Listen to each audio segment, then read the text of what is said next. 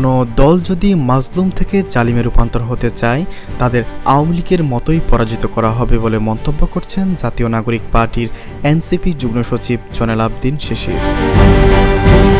শুক্রবার ইফতারের আগেই কুমিল্লা লালমাই উপজেলার বাগমারা উচ্চ বিদ্যালয় মাঠে আয়োজিত সমাবেশ ও ইফতার মাহফিলে এ মন্তব্য করেন।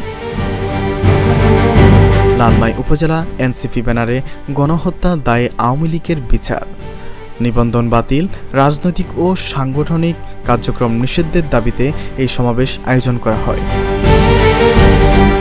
প্রধান অতিথির বক্তব্যে জয়নাল আবদিন বলেন, বিগত দিনে শুনেছি কুমিল্লা আওয়ামী লীগ সন্ত্রাসীদের ঘাঁটি, কিন্তু আমরা বলতে চাই কুমিল্লা যেখানে আওয়ামী লীগ সেখানে গণদোলাই, আওয়ামী লীগকে যেখানে পাবেন সেখানে গণদোলাই দিয়ে জেলে ভরে দিবেন। আওয়ামী লীগের বিরুদ্ধে আমাদের স্লোগান হলো একটা একটা লীগ ধর, ধরে ধরে জেলে ভর। কেউ কেউ এখন জুলাই বিপ্লবকে অস্বীকার করতে চাইছে উল্লেখ করে জয়নাল আবদিন বলেন, তারা এটাকে দ্বিতীয় স্বাধীনতা বলছে না, তারা বলছে এটা নাকি বিপ্লব হয়নি। আপনারা আমাদের সহযোগী ছিলেন, এতদিন মাজলুম ছিলেন, আপনারা যদি এখন মাজলুম থেকে জালিমে রূপান্তর হতে চান, আমরা আপনাদের আওয়ামী লীগের মতোই পরাজিত করে ছাড়ব।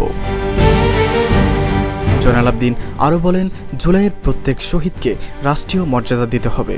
আমরা অন্তর্বর্তী সরকারের কাছে আহ্বান জানাই, অবিলম্বে জুলাই ঘোষণাপত্র প্রকাশ করুন, সেকেন্ড রিপাবলিক স্বাধীনতা ঘোষণা করুন।